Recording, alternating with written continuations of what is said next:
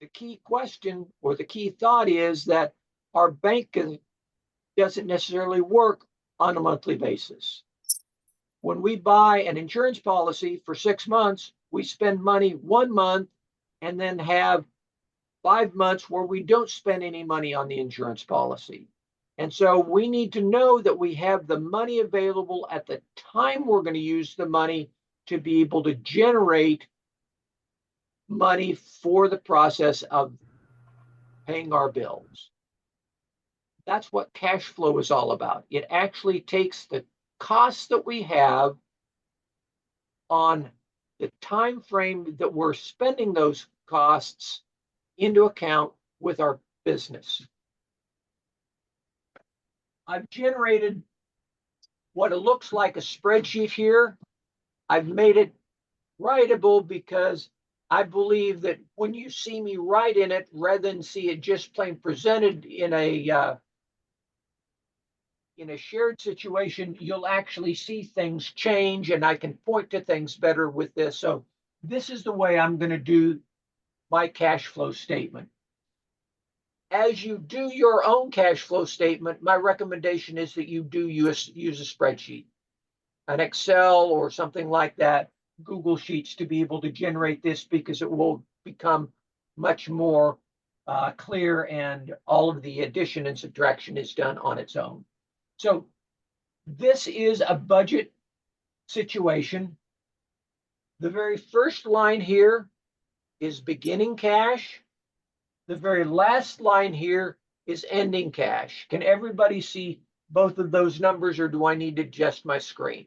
Everybody can see it. Okay, good. So the line items here are income and expense. The columns here are time frame. So the first column that we're going to end up with is a column called start. Some people call it start, some people call it startup, some people call it pre-revenue, but really this is the money that we're going to spend prior to ever receiving a dime in revenue. Some of you will already have started your business, and so the startup phase is not there. Some of you will have started your business, but you need to add some equipment, so you might put it into the startup phase based on the way your business is going. But start is considered a non-revenue time. Then for this particular spreadsheet, we're going to work on a monthly basis.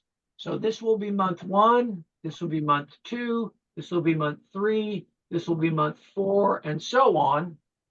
And we're going to have an income section that I show in green, an expense section that I show in red, and we're going to work through this process. I'm going to go ahead and go back to the bakery example I started with. And in the bakery example, I'm going to start with a process that says my beginning cash at the beginning is going to be 0.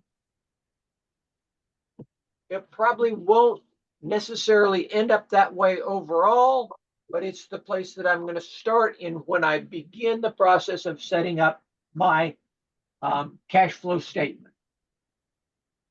In startup phase, there is no sales, there's no other income, so there's no total income here. So my total income, this is total, is going to be 0 at startup phase. I am, however, going to have some expenses. The first expense I'm going to have is rent. And because I'm renting a place new, I'm going to have first month's, last month's, and a damage deposit for my rent. And so that's going to be $5,000, because my monthly rental after that is going to be $2,000 a month.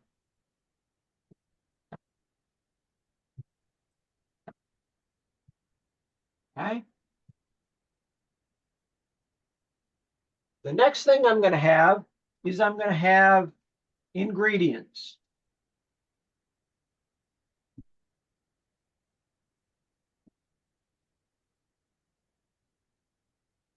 And if I was actually doing this, I might break ingredients out into more than one category, but for the sake of demonstration and clarity here, we're going to just have ingredients. I know that my ingredients to start up are going to be $1,000.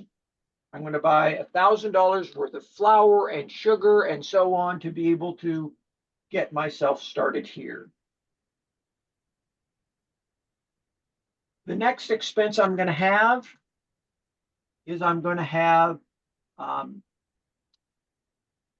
fixtures and equipment. This will be the stoves, the pots, the pans, the baking materials that will stay fixed and I'm not going to end up using as cogs at all. This will be something that I will end up buying up front. I'm going to have $2,000 worth of this. And then I'm going to have, as other expenses, advertising, office, insurance. My insurance cost up front is going to be $600. My office expense is going to be $50 because I don't have very much that I need to spend on that. And my communications.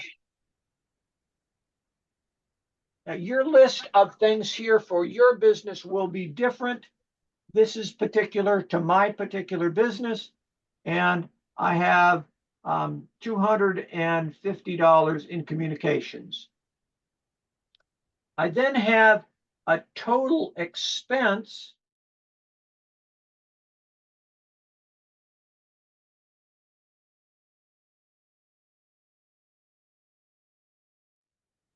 I'm going to come up with a total of these numbers, which is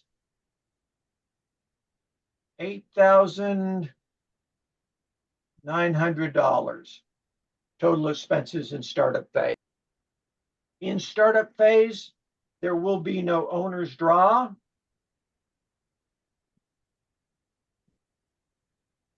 So at this point in time, based on the way we worked last week, we take our total expenses and our owner's draw, we add them together. That will be total outflow.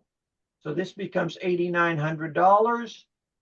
And then our ending cash, which is the very last line here, is my total from my income side minus my total from my expense side. So I end up with a number here of negative $8,900.